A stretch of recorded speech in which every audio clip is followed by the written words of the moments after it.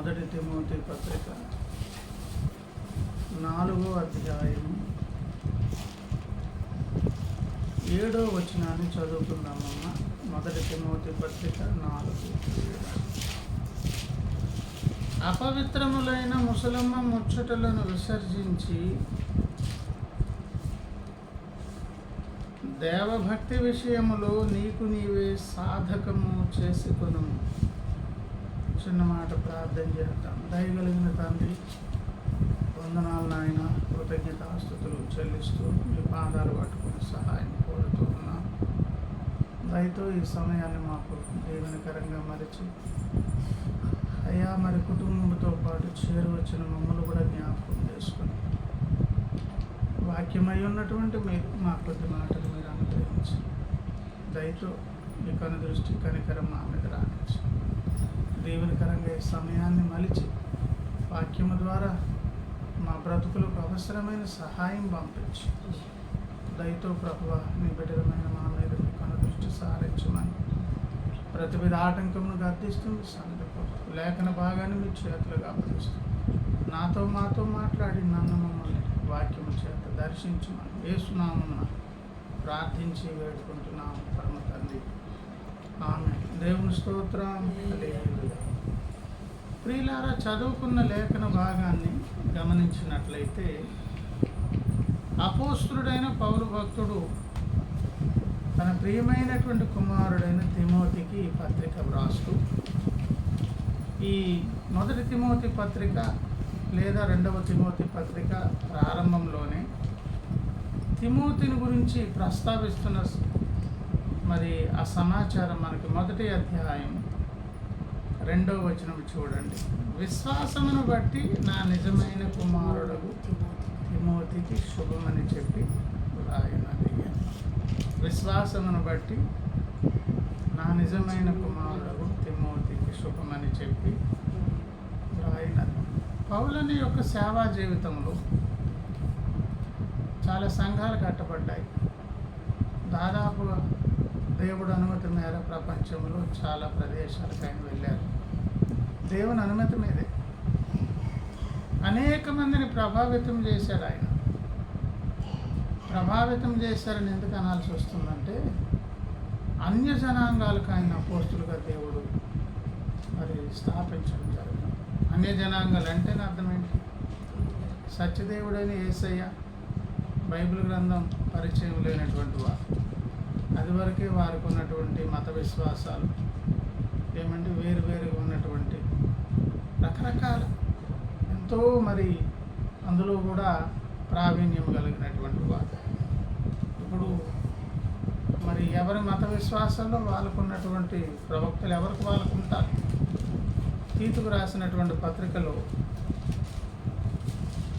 తీతుకు రాసిన పత్రిక మొదటి అధ్యాయము 12 చూడండి. వారిలో ఒకడు అనగా వారి సొంత ప్రవక్తలలో ఒకడు ఇట్లే నేను తీతుకు రాసిన పత్రిక మొదటి అధ్యాయం 12. వారిలో ఒకడు అనగా వారి సొంత ప్రవక్తలలో ఒకడు ఇట్లనే క్రేతీయులు ఎల్లప్పుడూ అబద్ధికులను దుష్ట మృగములను సోమరులకు తిండిపోతులనై ఉన్నారు. ఈ సాక్ష్యము ఎవరంట? ఈ వర్గము క్రేతీయులనే ఒక వర్గం, అన్య జనాంగం, వారికి చెందిన ప్రవక్త. అలాగే ఎవరికున్న ప్రవక్తలు, ఎవరి మత విశ్వాసాలు. అలాగే యేసయ్య తెలియనటువంటి బైబిల్తో పరిచయము, బైబిల్ దేవునితో పరిచయం లేని వారి మధ్య పరిచర్య చేయడం అంత ఈజీనా? ఏమండి? ఇశ్రాయేలులకు లేదా యూదులకు అపోస్తలుడుగా పేతురు గారు ఉన్నారు. అది వేరు. ఆల్రెడీ యెహోవా దేవుని భక్తులు కనుక కొంతవరకు పర్వాలేదు. అలాగని అంత సామాన్యమేం కాదు వాళ్ళ మధ్య. కానీ అన్య జనాంగాల మధ్య అందుకే పౌలును దేవుడు మొదట ఏం చేశారంటే ధర్మశాస్త్రవేదిగా గమలీయేలు పాదాల దగ్గర చక్కగా మంచి ప్రావీణ్యం, అవసరమైన గ్రంథాలను ఎప్పుడైనా ఏ ప్రవక్త అయినా నేను ఎన్నో చదివాను బైబుల్, భూమి మీద ఉన్నటువంటి గ్రంథాలు అన్నీ అని అంటుంటారు. ఆ మాట మనం ఎలా తీసుకోవాలంటే ఆ ప్రవక్త ద్వారా దేవుడు చేయదలుచుకున్నటువంటి పరిచర్య కొరకు, ఈ మానవ సమాజానికి దేవుడు అందించేటటువంటి మేలుల కొరకు, జరిగించాల్సినటువంటి సంస్కరణ కొరకు, ఇవ్వాల్సినటువంటి అభివృద్ధి కొరకు, పెకలించాల్సినటువంటి అక్కడున్న అవాంతరాలను పెకలించేదాని కొరకు ఏ గ్రంథం చదివించాలో, ఏ విశేషమైనటువంటి సంగతులు తెలియజేయాలో అవి తెలియజేస్తాం. అన్ని గ్రంథాలు చదివామంటే అన్నీ అని కాదు, దేవుని అనుమతి మేర ఏమేమి అవసరం, ఏ విధమైన ఆర్గ్యుమెంట్స్ వస్తాయి, ఏ మత విశ్వాసాలకు కౌంటర్ ఆర్గ్యుమెంట్ ఏంటి, వాళ్ళకున్న బేస్మెంట్ ఏంటి. మనం యుద్ధమునకు పోయినప్పుడు ఎదురుగా వస్తున్నటువంటి రాజు తన సైన్యం ఎంత, తన బలం ఎంత, తనకున్నటువంటి సామర్థ్యం ఎంత, అది ముందే అంచనా అలా వేయలేదనుకోండి, అనవసరంగా భంగపడే ప్రమాదం ఉంది, ప్రజా నష్టం జరుగుతుంది, దేశం నష్టపోతుంది.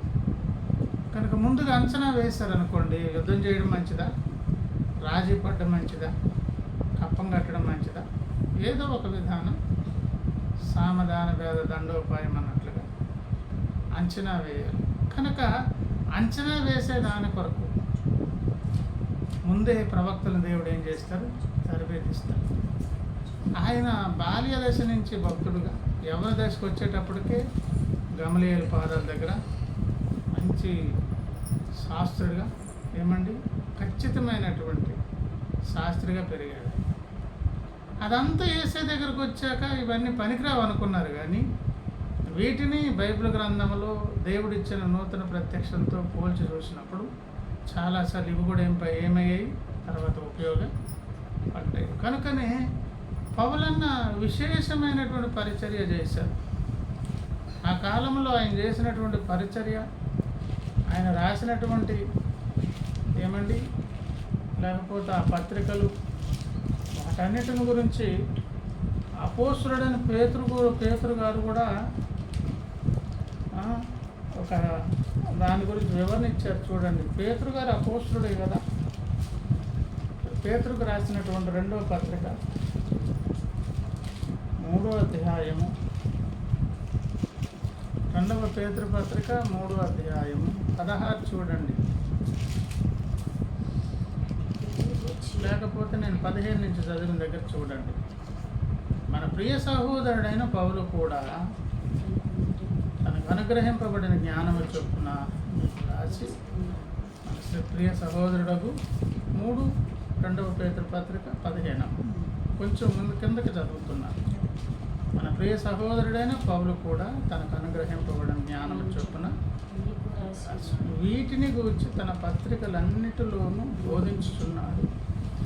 అయితే వాటిలో కొన్ని సంగతులను గ్రహించుటకు కష్టమైనవి. పౌలను రాసిన ఏంటంట, గ్రహించడం అంత ఈజీ కాదు.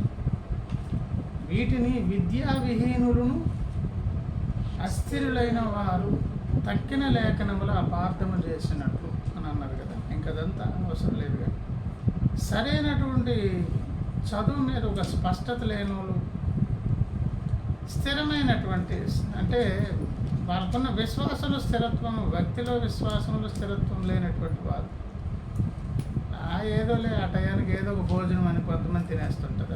అబ్బాయి అలా కుదరదు. ఇదేం ఫెస్టివల్, పక్కా ఇక్కడ ఫలానా డిష్ ఉండాలని కొంతమంది మొక్కుపట్టు పడతారు. కొంతమంది అస్థిరులు కానీ విద్యా విహీనులు కానీ ఏం చేస్తారంట, లేఖనాలు అపార్థం చేసేసి వాటికి వేరు అర్థాలు తీసుకొస్తారు. అంటే పౌలైన పత్రికలు అంత ఈజీ కాదు. అంతగా దేవుడు ముందే తయారు చేశారు. ఎక్కడ, దమస్కు అనుభవమునకు ముందే.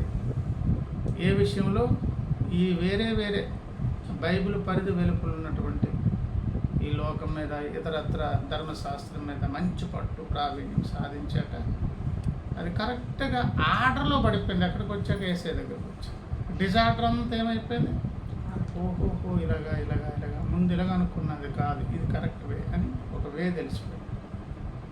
కనుక అన్యజనాంగాలకు ఆయన అపోస్తులుడు.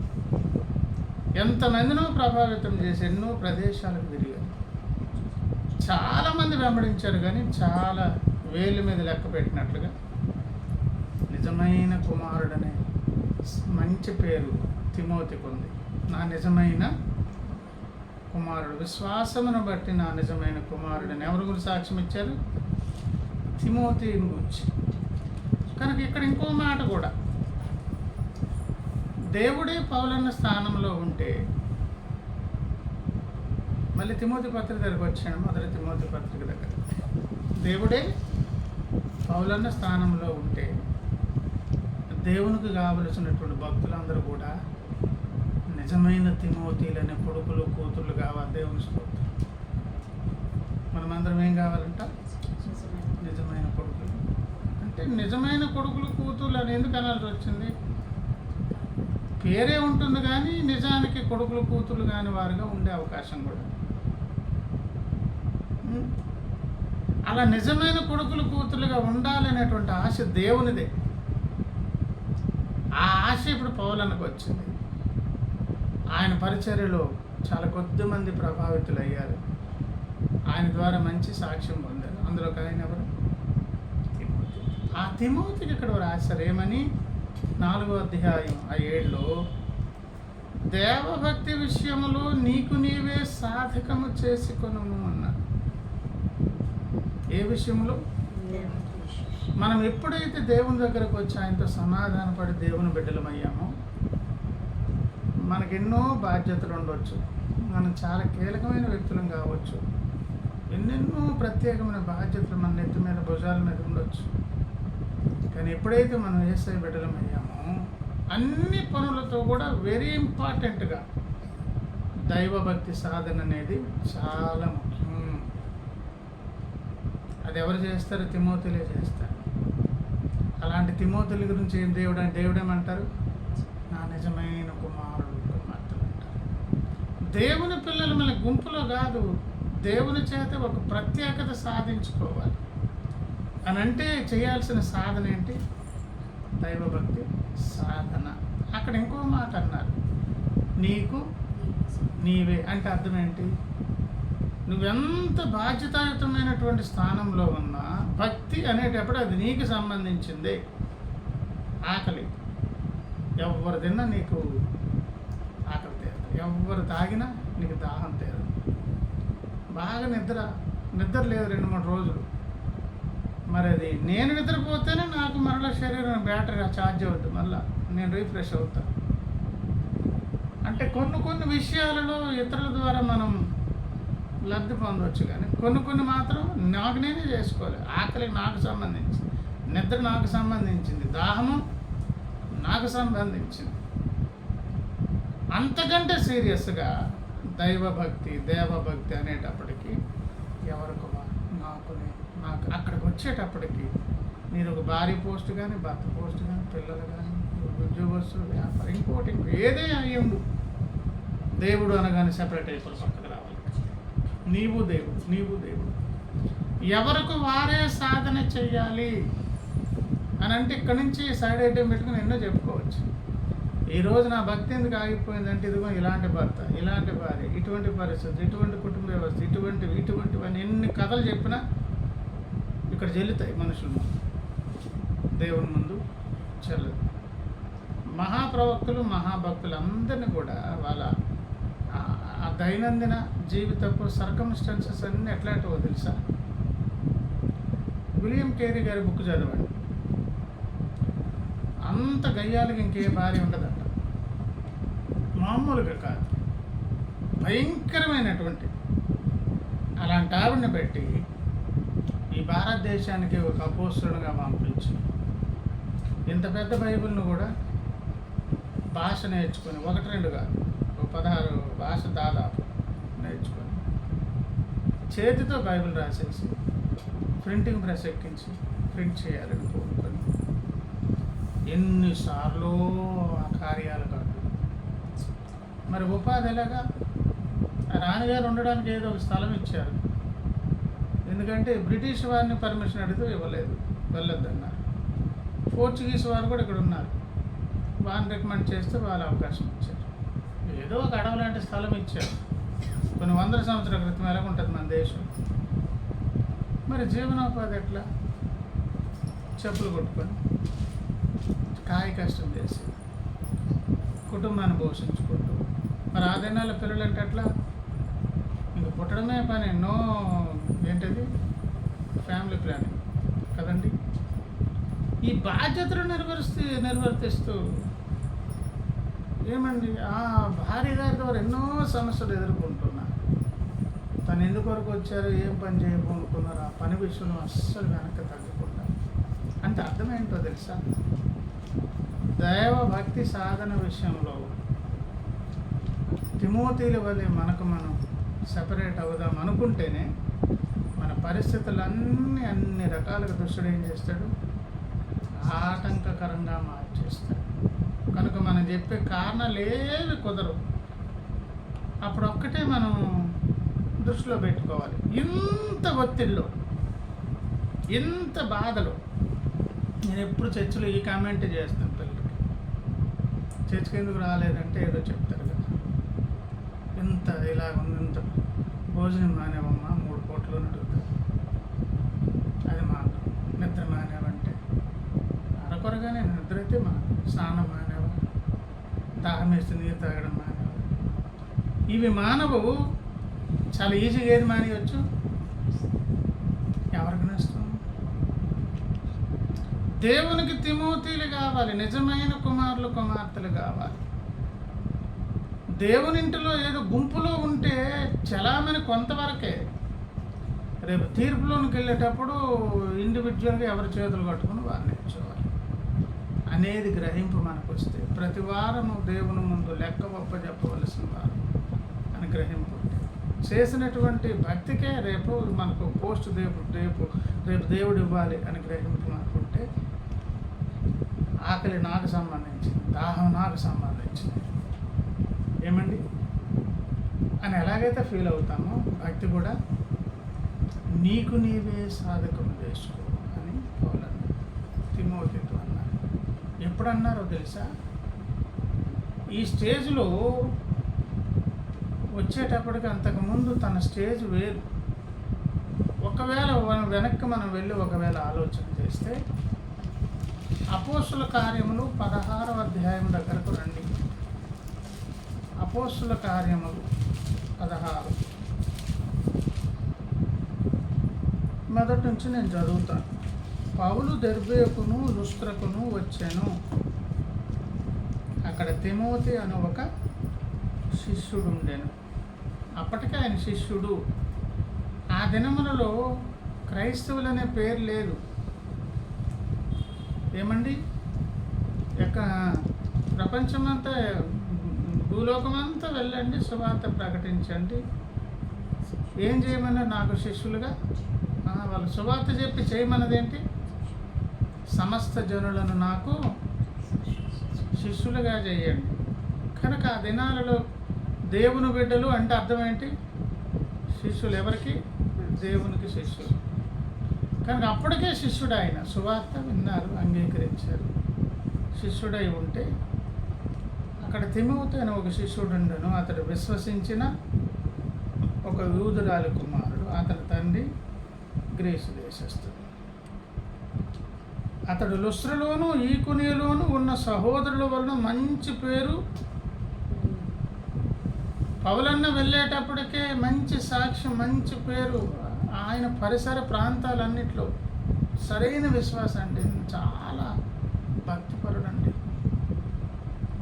అసలు జనన విధానం చూస్తేనేమో అమ్మగారేమో యూదురాలు, తండ్రి గారేమో మళ్ళీ ఆయన అన్యుడు. ఆయన అన్యుడు చేసుకుంది. కానీ మరి ఎట్లా పెంచిందో తెలియదు. ఎందుకంతలా బాగా పెంచిందంటే ఆ సాక్ష్యం కూడా మనకు ఉన్నది బైబిల్లో. తిమోతికి రాసినటువంటి 2వ పత్రిక, 2వ తిమోతి పత్రిక 1వ అధ్యాయము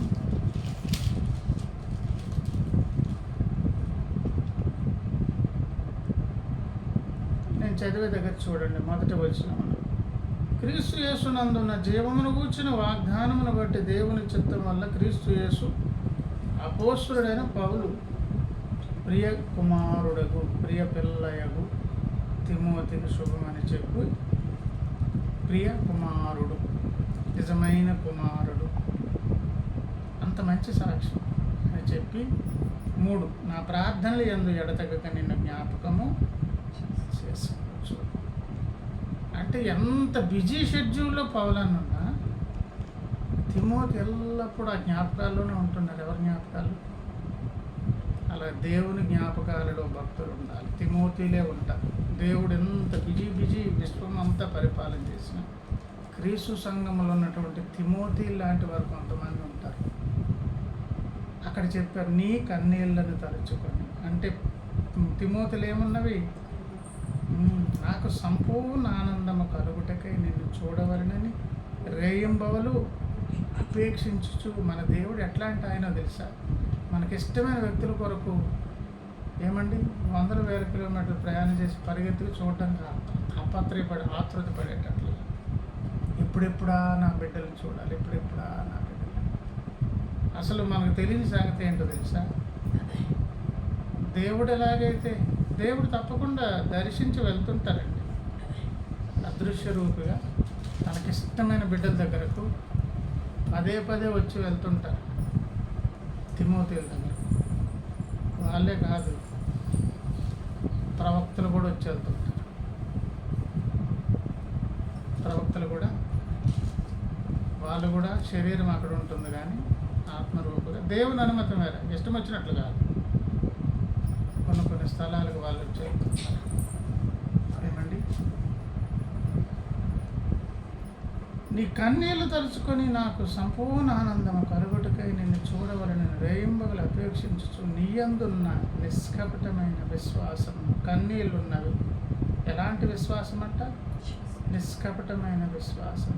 జ్ఞాపకం చేసుకుని నా పితురాచార ప్రకారం నిర్మలమైన మనస్సాక్షితో నేను సేవించుచున్న దేవుని యెడల కృతజ్ఞుడునై ఉన్నాను అని చెప్పి, కన్నీళ్ళున్నవి, నిష్కపటమైన విశ్వాసం ఉన్నది, ప్రియమైన కుమారుడుగా, నిజమైన కుమారుడుగా, ప్రవక్త లేకపోతే అపోస్తులను జ్ఞాపకాల్లో ఉన్నారు. ఎప్పుడెప్పుడా చూద్దాం తహతహ.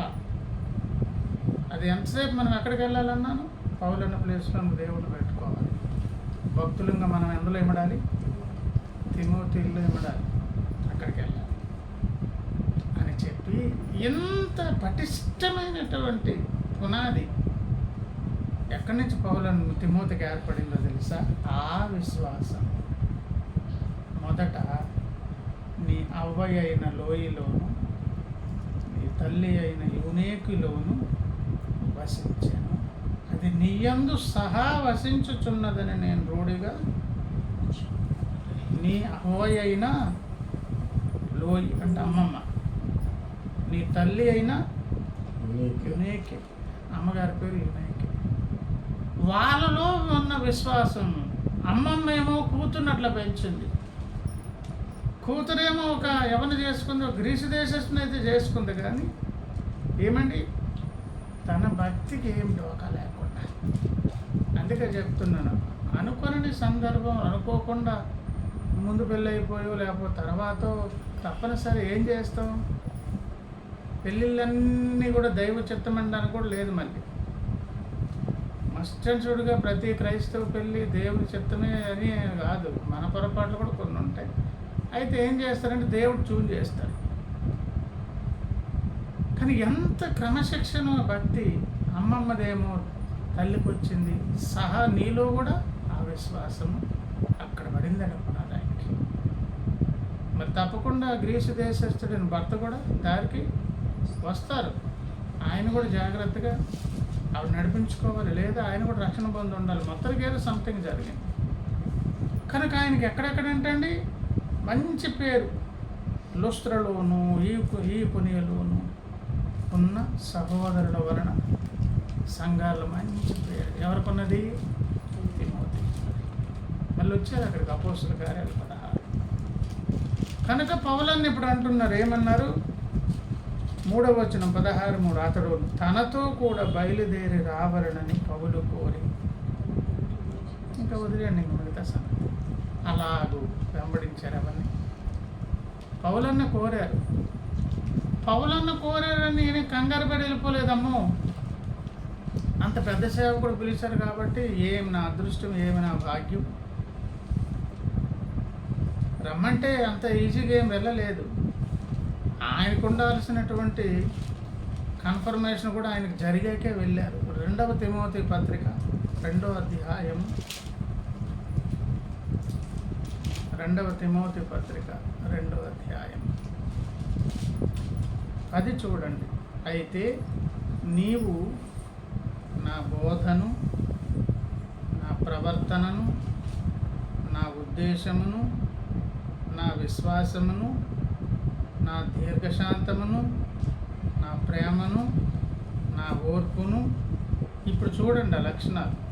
పౌలన్నలు ఏం చూశాడంట? బోధ అంటే అక్కడ తప్పకుండా ఆకర్షించబడతారు.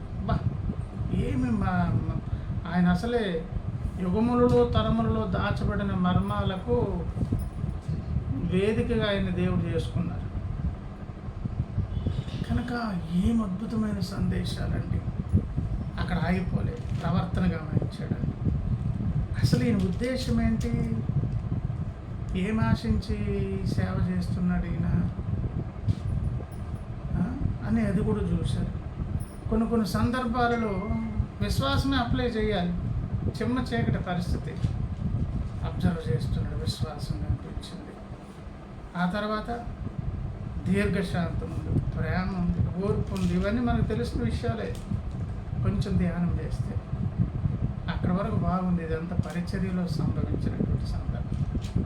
కానీ తర్వాత అన్నారు చూసారా, అంతియొకయ, ఈకొనియ, లుస్త్ర అను పట్టణములలో నాకు కలిగినట్టి హింసలను ఉపద్రవములను తెలుసుకొనిన వాడవై నన్ను వెంబడించితివి. అంటే తిమోతికున్న పునాది ఇప్పుడు చెప్పండి. నిజమైన దైవ పరిచర్య చేస్తే దేవుడే దిగి వచ్చి ఆ వ్యక్తిని వాడుకుంటే ఎంత అద్భుతమైన పరిచర్య అయితే చేస్తారో వాళ్ళకంతా అంతే ఎఫెక్ట్ ఎవరి వల్ల ఉంటుంది? నల్లేరు మీద నడకలాగా సాగిపోయే సేవ కానీ, సేవకుడు కానీ, మినిస్ట్రీస్ కానీ, ఇంకా సంస్థలు కానీ ఎవరి ఎఫెక్ట్ తగలట్లేదు వాళ్ళకి. దుష్టుడు దృష్టి పెట్టట్లేదు. ఇంత అద్భుతమైన సేవకుడు సేవ చేస్తున్నాడు కనుక సాతాను యొక్క కబంధస్థాల నుంచి వాడు ఎవరెవరి ఆత్మలు వశపరుచుకొని వాడు బందీ చేసి పెట్టేశాడు. ఆ శృంఖలాల నుంచి పౌలను వచ్చి తన పరిచర్య ద్వారా దేవుడిని నడిపిస్తున్నాడు. ఊరుకుంటాడా? ఇంతమందిని కొల్లగొట్టేస్తున్నాడు నా ప్రజలను అని వాడు ఊరుకుంటాడమ్మా? ఎన్నెన్ని పరిస్థితులంట అక్కడ చెప్పారు. అంతియొకయ, ఈకొనియ, లుస్త్ర అనే పట్టణాలలో నాకు కలిగినట్టు హింసలు ఉపద్రవాలు తెలుసుకుని వాడు నన్ను వెంబడించితివి. అట్టి హింసలను సహించితిని కానీ వాటన్నిటిలో నుండి ప్రభువు నన్ను.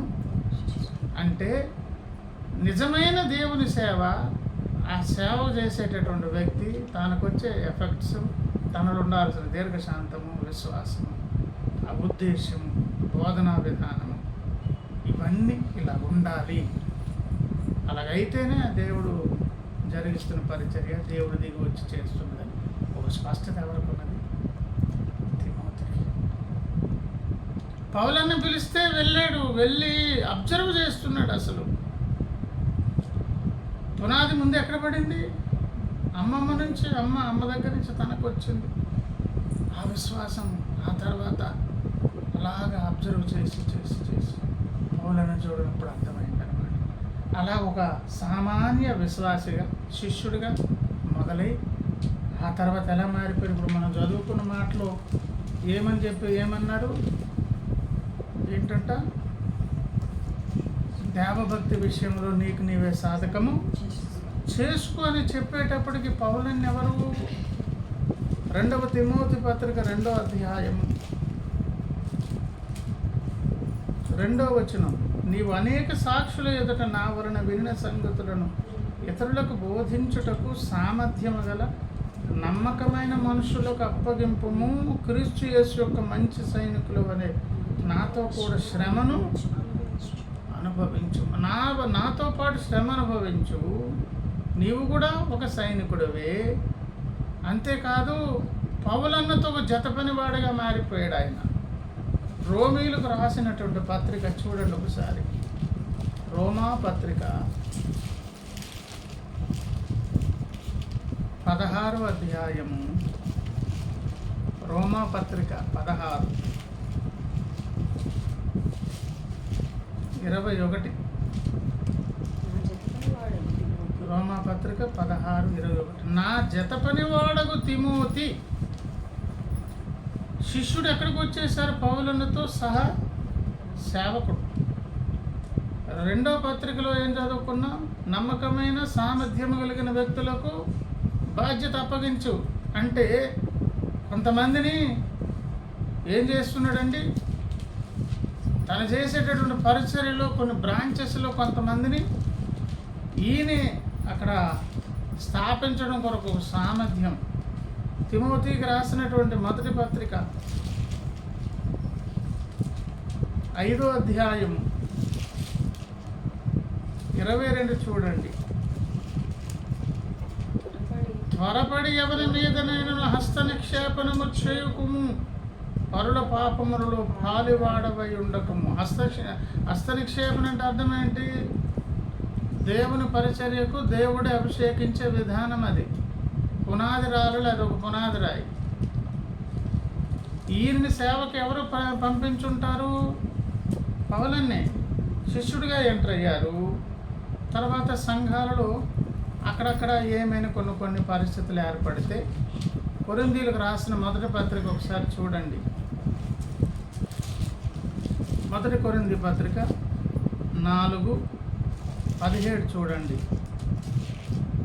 ఇందు నిమిత్తము ప్రభువునందు నాకు ప్రియుడును నమ్మకమైన నా కుమారుడు నగు తిమోతిని మీ యొద్దకు పంపి ఉన్నాను. అతడు క్రీస్తునందు నేను నడుచుకుని విధమును, అనగా ప్రతి స్థలములోను ప్రతి సంఘములోను నేను బోధించు విధమును మీకు. అక్కడెక్కడైనా ఏదైనా ఒక సమస్య ఉంటే మిషనరీ పాడైందంటే దాన్ని తెలిసినటువంటి వ్యక్తిని, రిపేర్ చేసే వ్యక్తిని పంపించినట్లు కొరింథీ సంఘం లేదు, ఒక సమస్య అవసరమైందనమాట. అక్కడ పౌలన్నే వెళ్ళాలి. ఆ ప్లేస్లను గవర్న పంపించారు. ఏమండి, ఒక శిష్యుడిగా వచ్చినటువంటి వ్యక్తి పౌలను కనిపెట్టి వెంబడిస్తూ క్రమక్రమంగా ఎదుగుతూ ఉండగా ఆయా స్థలాలకు పంపిస్తున్నారు. అక్కడికి వెళ్ళారు. ఏమండి, ఫిలిప్పీలకు రాసినటువంటి పత్రిక చూడండి. ఫిలిప్పీ పత్రిక 2వ అధ్యాయము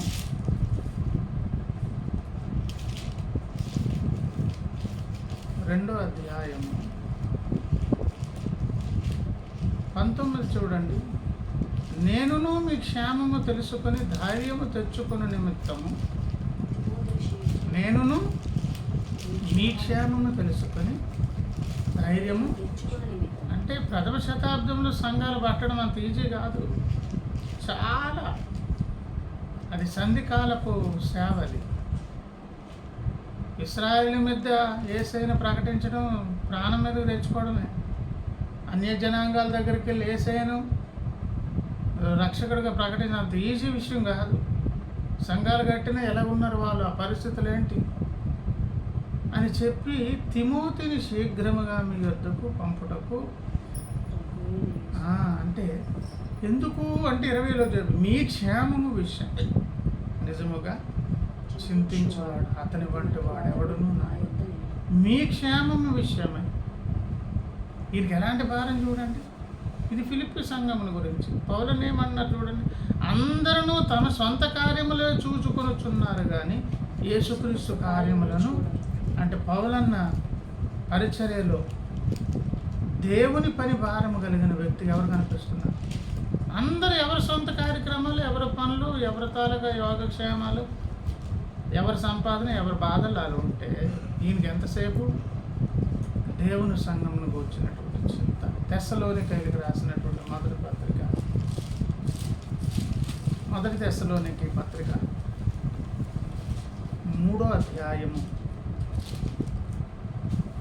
మొదటి నుండి చదువుతాను చూడండి. కాబట్టి ఇక సహింపజాలక ఏథెన్సులో మేము ఒంటిగా అయినను ఉండుట మంచిదని ఎంచి ఈ శ్రమల వలన ఎవడునూ కదిలింపబడకున్నట్లు మిమ్మల్ని ఈ శ్రమల వలన ఎవడునూ అంటే కదిలిపోతారు అన్నమాట, లోపల కలిసిపోతారు. అమ్మ చాలు ప్రాణాపాయం. స్థిరపరచుటకు మీ విశ్వాస విషయమై మిమ్మల్ని హెచ్చరించుటకు మన సహోదరుడును క్రీస్తు సువార్త విషయంలో దేవుని పరిచారకుడైన తిమోతి ఎన్ని ప్లేస్లోనికి వెళ్తున్నాడండి. ఈ ప్రతికూల పరిస్థితుల్లోనికి తిమోతి వెళ్తే సెట్ అయిపోతుంది. కొరింథీ సంఘానికి వెళ్తే సెట్ అవుతుంది. ఫిలిప్పీ దగ్గరికి ఇలా ఎక్కడెక్కడికో ఇలా నమ్మిన తర్వాత హస్తనిక్షేపం చేసి సేవకు పంపించారు. ఆ సేవకుడు అక్కడ ఆగిపోలేదు. మరికొంతమంది నమ్మకస్తుల్ని మళ్ళీ బ్రాంచెస్లోని కొంతమంది సేవకులు. తర్వాత పౌలన్న బిజీ అయితే హస్తనిక్షేపణ చేసే స్థాయికి ఎవరు వెళ్ళిపోయారు? ఇప్పుడు త్వరపడి ఎవరి మీద హస్తనిక్షేపం చేయాలంటే ఎవరు చేయాలి తెలుసా? అపోస్తలుడు ప్రవక్తలే చేయాలి, ఎవరు పడితే అది చేయకూడదు. అంటే అంత స్థాయికి ఎవరు వెళ్ళిపోయారు? త్వరపడి చేయొద్దు కుమారుడా, అడుగడుగున పౌలన్న చేత చక్కగా డైరెక్షన్ చేయబడుతున్నాడు. ఎవరు? తిమోతికి. త్వరపడి చేసి వాళ్ళని సిద్ధపరచకుండా కంగారుగా చేస్తే పరుని పాపములు ఎవరు పాలువారైపోతారు? వాడి పాపంలో నీవు పాలువాడు కాకుండా జాగ్రత్త, కంగారు పడద్దు. ఎవరికైనా అప్పగిస్తావా? నమ్మకమైన సామర్థ్యం కలిగిన వారికి సామర్థ్యం ఉంటుంది. కొంతమందికి నమ్మకస్తులు కాదు. కొంతమంది నమ్మకస్తులు ఉంటారు కానీ వాళ్ళకేముండదు, సామర్థ్యం ఉండదు. సామర్థ్యం లేకపోతే సేవ ఎట్లా చేస్తాడు? సామర్థ్యం ఉందో కదా, నమ్మకత్వం లేకపోతే అది నష్టమే. అలాంటి వాళ్ళకి అప్పగించు అంటే ఏ రేంజ్కి వెళ్ళిపోయాడు తిమోతిగా చెప్పండి? ఉన్నత స్థితికి. కనుక ప్రియులారా, అలాంటి సేవ చేస్తున్నటువంటి దినాల్లోనే మళ్ళీ చెప్తున్నారు ఇక్కడ తిమోతికి రాసినటువంటి మొదటి పత్రిక 4వ అధ్యాయంలో, దేవభక్తి విషయములు నీకు నీవే సాధకము. అంటే పదే ఎదుగుతున్న దేవుని బిడ్డలు నిత్య విద్యార్థులు, అది మర్చిపోవద్దు. ఆధ్యాత్మిక జీవితంలో మన ఎదుగుదలకంటూ ఒక హద్దు, మనము కావాలని కాంప్రమైజ్ చాలా ఏమాత్రం సేవ.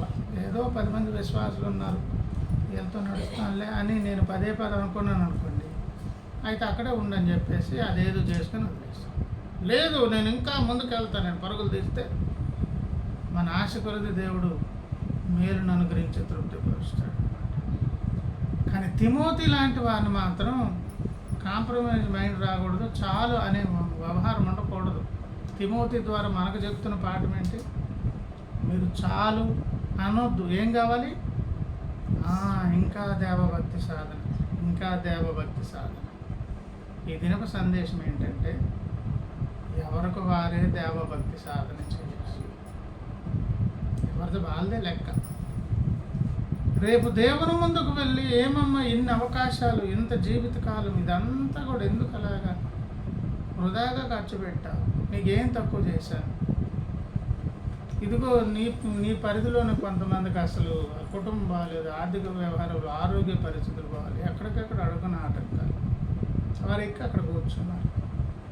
నీకంత థ్రెట్ లేదండి, సమస్యలు లేవు కదా, ఎందుకు సాధన చేయలేదు అని రేపు దేవుడు అడిగితే మనం ఏం చేస్తాం? తలవంపులు వస్తాయి కదా.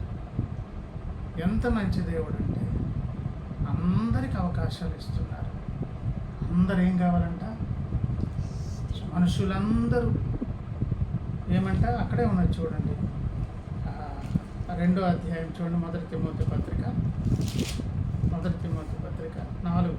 మనుషులందరూ అంటే రక్షణ పొందినోళ్ళనే కాదు, అందరూ కూడా రక్షణ పొంది సత్యమును కూర్చిన అనుభవ జ్ఞానం గలవారే ఉండవాలని ఇచ్చేయించుచున్నారు. ఎవరికి కోరుకుంది? సత్యమును కూర్చిన అనుభవ జ్ఞానం అంటే సత్యమయ్యున్న యేసయ్యను గూర్చి తలకాయ వివరణ తెలుసుకోవడం కాదు, అనొకవేళ ఆయనతో కలిసి నడిచాను,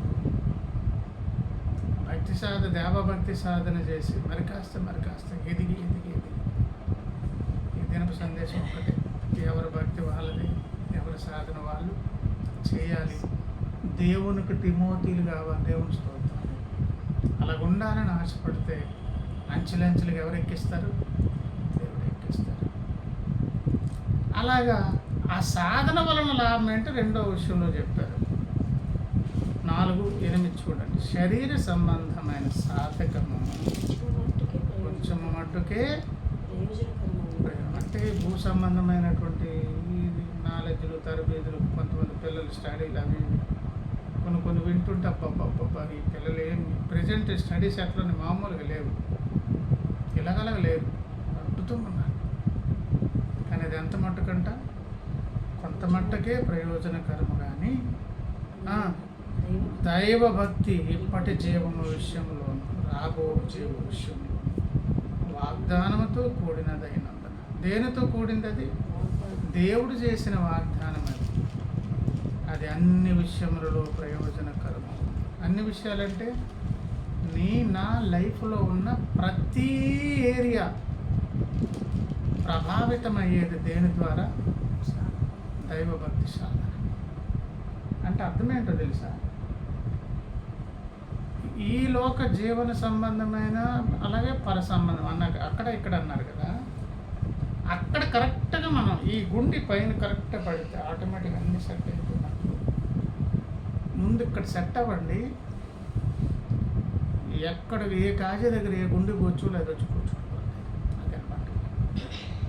భక్తుడు అంత ఆనందించేవాడు, సంతోషించేవాడు, ఎంజాయ్ చేసేవాడు ఒకరు ఉండదు. మిగతా వారు ఎంజాయ్మెంట్ అంటారు కానీ కాదు. భక్తులకు ఇచ్చినటువంటి ఆనందం వేరే ఆనందం. ఆ ఆనందం కొరకు దేవుడు కోరేది ఏంటంటే తిమోతిలకండి దైవభక్తి సాధన చేయండి. ఇప్పటి జీవానికి అది, రాబో జీవమునకు. ముందు అక్కడ సెట్ చేసుకోగలిగితే ఆటోమేటిక్ ఇవన్నీ కూడా ఏం చేస్తారు? దావీదు గారే మనకు బెస్ట్ ఎగ్జాంపుల్. ఆయన తక్కువ చేసిన, తృణీకరించిన, ఆ చిన్న గొర్రెల మంది అప్పగించిన ఆయనకి అన్నీ అనవసరం. ఇష్టపూర్వకంగా గొర్రెల మందను కాపాడుకుంటున్నా ఆ చిన్నప్పుడే యెహోవా నా కాపరిని పాటలు పాడుకొని తిరుగుతుండేవాడు. అరణ్యం టయానికి రావడం, వెళ్ళడం అంతే. చక్కగా ఆయనకి ఆ వాయిద్యం వాయించడం వచ్చు, మంచిగా పాటగాడు, చక్కగా దేవుని స్తుతించడం. అనుకోకుండా సత్తుము ఏదో ఒక సింహము ఎలుగుబంటి, సింహం దగ్గరికి ఎలుగుబంటి రాదు, ఎలుగుబంటి సింహం ఉంటుండే ఎలుగుబంటి వస్తుంది. అది విచిత్రమైన సంభవం దుష్టుడే కలిగిస్తే ఆ సింహమని పట్టించుకోవట్లేదు, ఎలుగుబంటిని పట్టించుకోవట్లేదు. అమాంతం గెలిపి దాని నోట్లో గొర్రెపిల్ల దాన్ని నేలకోట చెప్పేసి కొట్టేయడం ఏంటో, చంపేయడం ఏంటో ఆలోచన చేయగలం అసలు. ఆ చిన్న స్టేజ్లో నా పునాది పడిపోయింది. దేవుడు ఏం చేశాడంటే ఇప్పటి జీవమునకు రాబో జీవమునకు అన్నారు కదా, నువ్వు ఎక్కడ కాదురా, ఈ గొర్రెలు గాయడం కాదు కానీ నా ప్రజల్నే గొర్రెలుగా చేసి నేను కాపరిగా పెట్టేస్తాను తీసుకెళ్ళి. ఇశ్రాయేలు లక్షల ప్రజల మీద అలాంటి రాజు మళ్ళీ లేరండి. దావీదు అంటే రాజు. దావీదు కొడుకుగా చెప్పుకోవడానికి దేవుడు ఇష్టపడ్డారండి. యేసయ్య అంత ఉన్నత స్థానం దావీదు గారికి ఎందుకు వచ్చిందంటే బాల్య దశలోనే ఆయన కూడా అంత భక్తులు కావడానికి ఏంటంటే తల్లిగారు అటువంటి భక్తి పడ్డారు. నేను నీ సేవకుడను, నీ సేవకురాలి కుమారుడు అంటే ఉగ్గుపాలతో తల్లి ఆ చిన్నపిల్లోడి మీద ఏం నేర్పించింది కనుక ప్రియులారా, ఆ మాట ఆఖరి మాట చదివి ముగించేస్తే ఇంత భయభక్తులు అనేవి భక్తులకి ఎట్లా వస్తుందంటే చూడండి ఆఖరి మాట 2 తిమోతి పత్రిక 3వ అధ్యాయం 2 తిమోతి పత్రిక 3:14-15 క్రీస్తు యేసు నందు ఉంచవలసిన విశ్వాసము ద్వారా నీవైనా నేనైనా ఏముంచాలి? విశ్వాసము లేకుండా దేవునికి ఇష్టడై ఉండుట అసాధ్యము. నీవైనా నేనైనా అప్లై చేయాల్సింది అదే. అది ఉంటేనే బతుకున్నామని రుజువు. అది ఉందా లేదనే పరీక్షించే దేవుడు. అది ఎలాగుంటుంది, ఉండకూడదు అని శోధించేవాడు సాతానుడు. మీ విశ్వాసమునకు కలుగు శోధనలు అని ఆ శోధకుడేమో దుష్టుడు, పరీక్షించేవారు దేవుడు. మనం కలిగి ఉండాల్సిందేంటి? విశ్వాసం. ఇప్పుడు చూద్దాం. క్రీస్తు యేసునందు ఉంచవలసిన విశ్వాసము ద్వారా రక్షణార్థమైన జ్ఞానము నీకు కలిగించుటకు శక్తి గల పరిశుద్ధ లేఖనములను, అంటే ఎవరితో సంబంధం ఈయనకి? వాక్యముతో. బాల్యము నుండి నీ వెరుగుదువు గనుక. దావీదు గారికి అదే పట్టుపడు, తిమోతి గారికి బాల్యము నుండి. దేనితోనండి? శక్తి కలిగించే దైవ లేఖనములు, ఉంచాల్సిన విశ్వాసం ఉంచే దాని కొరకు బాల్య దశ నుంచి కూడా నీ వెరుగుదువు గనుక నీవు నేర్చుకుని రూఢి అని తెలుసుకుని అన్నీ కొన్నవి ఎవరన్నీ వేరే టాపిక్. అంటే బాల్యం నుంచి కొనేది ఏంటి చెప్పండి? ఆఖరిగా చెప్పి ముగించేస్తాను. భక్తి సాధనకు 2 రెక్కలు. 1 బైబిల్ పఠన, 2 ప్రార్థన. ఈ 2 రెక్కలు. ఏ ఒక్క రెక్కతో బతకలేము, ఎగరలేము. అదే అంగవైకల్యం. ఈ 2 రెక్కలు మనకు ఉండాలి. వ్యక్తిగత జీవితంలో బైబిల్తోనూ సంబంధం ఉండాలి. ఎన్ని ప్రార్థనలు చేసి నీ వ్యక్తిగత ప్రార్థన నీకంటూ ఉండాలి. ఈ తిమోతిలో ఉంది, దావీదులో ఉంది. మహాభక్తులు అందరూ ఇదే సాధించుకున్నారు. అలాంటి తిమోతిలు కూడా ఎవరికి కావాలంట? దేవునికి. కనుక ఏమి సాధన? అది దైవభక్తి సాధన అనేది చేసి తిమోతిలు కమ్మని దేవుడు పిలుస్తాడు. నా నిజమైన కుమారుడు, నా ప్రియమైన పిల్లలను దేవుడు పిలవాలని ఆశపడుతున్నారు. కొద్ది గొప్ప శ్రద్ధ పెడదాం రండి. మన భక్తి జీవితంలో మార్పు తెచ్చుకుందాం. దేవుడి మాట దీవించుగాక. ప్రార్థన